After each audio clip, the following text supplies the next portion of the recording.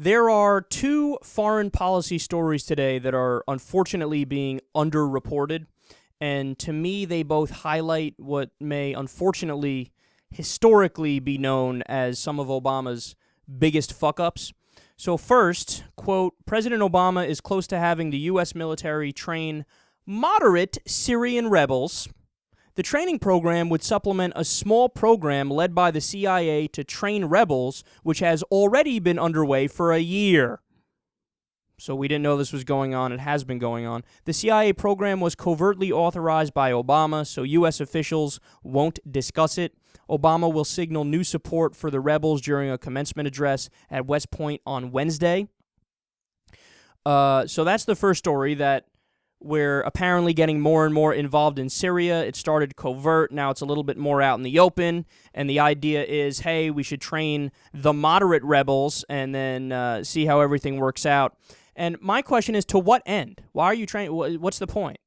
So that they topple Assad? But you do know that if they topple Assad, that there's going to be a power vacuum, and that there's a high probability that it will be filled by jihadists.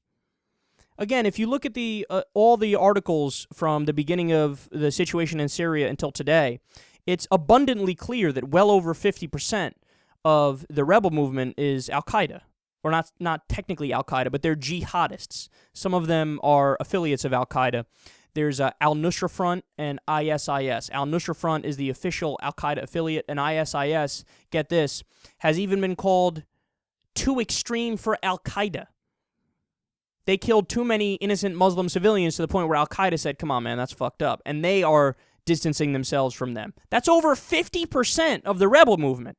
Then you also have the Kurds in the north who aren't extreme. They just kind of want to set up their own state of Kurdistan. And the FSA is the only somewhat moderate rebel movement. But here's the problem, man. It's gonna be impossible to distinguish between the moderate rebel forces and the extreme rebel forces. It's going to be almost impossible to distinguish because even a lot of people in FSA are Islamist. Okay, so even if you do it right and then you fund them and then you train them and then they topple Assad, then what?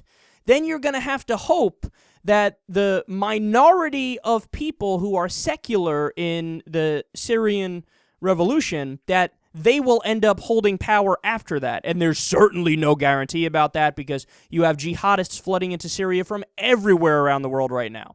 So this is yet another example of the U.S. getting involved overseas in a way that's going to end up fucking backfiring in our face. You know what came directly to mind as I was reading this? When the United States trained and funded and gave weapons to the Mujahideen in Afghanistan when they were fighting a war against the Soviet Union. And what happened? The Mujahideen eventually became the Taliban and Al-Qaeda, and then they ended up fighting us with the weapons that we fucking gave them. Okay? Because we got too involved. We hated the Russians so much that we said, hey, we'll fund these guys because the enemy of the enemy is my friend. Well, it's the same thing going on right now in Syria because we dislike Assad so much that we say, fund these moderate rebels, but then how do we know that those, all the training and all the help isn't going to slip through their hands and end up helping jihadists or also even end up helping troops on the Assad side? Some of them are Hezbollah, who is, again, an enemy of the U.S. So it doesn't make any sense to get involved. It's okay to not like either side in the fight, That's what nobody's saying here. It's okay to not like Assad, which I don't, and it's okay to not like the rebels, which I don't. Why the fuck are we getting involved? Why are we getting involved? And I know the reason is because we're trying to topple Assad, and then we hope that a secular leader can rule Syria, and that leader will do business deals with us and let us run the pipeline through Syria, which, by the way, Assad rejected, which is one of the main reasons for why we don't like him and he's not in favor with us. So the idea is topple Assad, get somebody pro-Western in there, and then hopefully we can hold the country like that. But what I say is there's no way that you're ever going to be able to beat back the strong jihadist elements that are fighting to gain control of the region. It's just not possible. They want it too bad. So even if you do topple Assad and secular people take over the government, it's just a matter of time until they get toppled. But we're getting involved nonetheless. So that's the first foreign policy fail. Getting more involved in Syria is a terrible idea. It's going to be terrible for his legacy.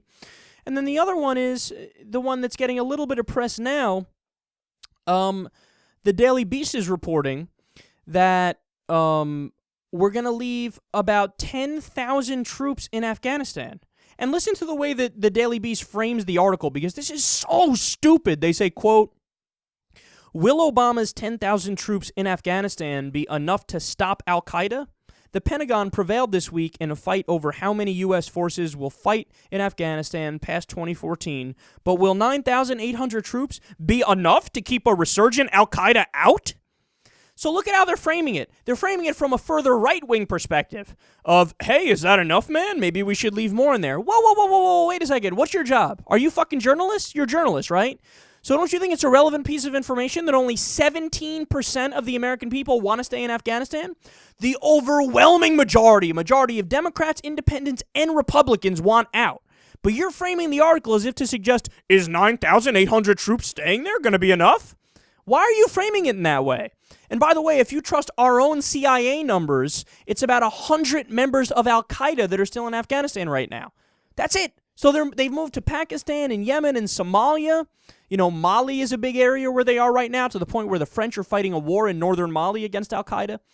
So they're not there anymore. And by the way, even if they are there, and even if they stay there, ready for this? How's this for controversial? I don't give a shit. I don't give a shit.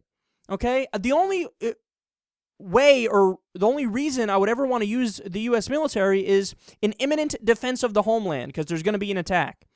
But we've been occupying a country for well over 10 years now, and you want to stay there longer with 9,800 troops? And then, by the way, the fucking Huffington Post had the nerve to put as their headline on their page, in fact, let me see if they still have it up right now, Obama, they don't have it up right now, they changed it, but it said before, Obama lays out withdrawal plan. Whoa. If you're saying we're going to keep 9,800 troops there until 2016 and then revisit it and maybe withdraw, that's not a fucking withdrawal plan. That's a we're going to stay there plan. Why are you calling it a withdrawal? I've used this analogy before on air, but it's basically like saying, yeah, we're going to have sex, but it's okay, I'm going to pull out now, but I'll just leave the tip in.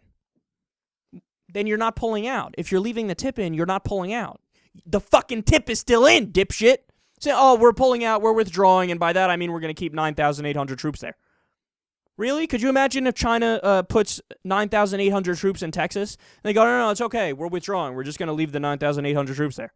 What would the U.S. say? Act of war! Time for World War III, let's nuke them! But when we do it to Afghanistan, it's different? Wait, no. When we do it, 9,800 leaving them there is withdrawing. That's what it means. But that, again, that doesn't make any sense. No, withdrawing is fucking withdrawing. There's no, hey, we're going to withdraw but leave people there. That's fucking counterintuitive. You know, it's like the old George Carlin bit. It's like fucking for virginity. But you're not a virgin if you're fucking. Again, the fact that we have to explain these basic concepts. And by the way, spare me. That's it. Put a fork in it. It's done. Obama's legacy. You know, he likes to think of himself, oh, Mr. Progressive, I'm going to be this Democratic president, a great progressive guy. No. You're center-right. That's what you are. You know, you're Bill Clinton part 2 and maybe even a little bit further to the right on the political spectrum than him. You're not going to be this amazing FDR part 2 figure, okay? Income inequality has risen under you. Poverty has risen under you. There's still 900 military bases, U.S. military bases around the world. We tried to stay in Iraq longer, and we ended up withdrawing on Bush's timetable because they couldn't get an agreement to stay longer. In Afghanistan, the same thing. We originally wanted to stay 11 more years. Karzai said, no, fuck no. And then we said, hey, we're going to huff and puff and do the zero option and pull everybody out. To which Karzai responded, go ahead, we actually prefer that. And then Obama said, no, it's okay, we're going to keep 9,800 troops there. So this is the progressive president, the guy who says, let's continue to stay in Afghanistan where we've been over 10 years. And by the way, what's victory? Please, anybody tell me, what's victory? I would love to hear a coherent argument for victory. Well, victory is limiting al-Qaeda to as few people as possible. Really? But I just told you, the CIA, our own numbers said that we had about 100 members of al-Qaeda left in Afghanistan. So wouldn't that be victory? Or what's victory? Oh, victory is we got to get revenge for 9/11 and kill the leader, Osama bin Laden. Have you been living under a rock? He's dead. He's dead. Mission accomplished. What the fuck are we doing? What are we doing here? Somebody define victory in a way that makes sense. There is no way that makes sense, and that's the fucking point. This is how imperial governments work. This is how the military-industrial complex works. endless war for endless profit. You know, a lot of these defense contractors get very, very rich the longer we stay in these foreign countries, you know. And look, I'm not saying that these guys think that they're evil, but they rationalize it when their head hits the pillow at night. I'm sure Obama's got his reasons where he says, yes, we need to keep these 9,800 troops there for continued stability in the region, and blah, blah, blah, blah, blah, blah, blah, blah. Well, here's an interesting fact. In Iraq right now, there's more violence than when we were there at the end. Does that mean we should go back in? There's not a single person in the country who's like, oh, we got to go back in. There's some more violence in Iraq. So if we leave from Afghanistan and there's more violence that happens, is there going to be anybody in America that goes, we got to go back in Afghanistan? I mean, look, there's some violence that happened there. We have 32,000 people dying in this country from gun violence every single year. That's more people than died in Iraq. And everybody was screaming, oh my God, it's so bad, the violence is horrible. It's worse than fucking Cleveland and Detroit. The level to which none of this makes sense is so overwhelming that I could talk about this for 3 days straight.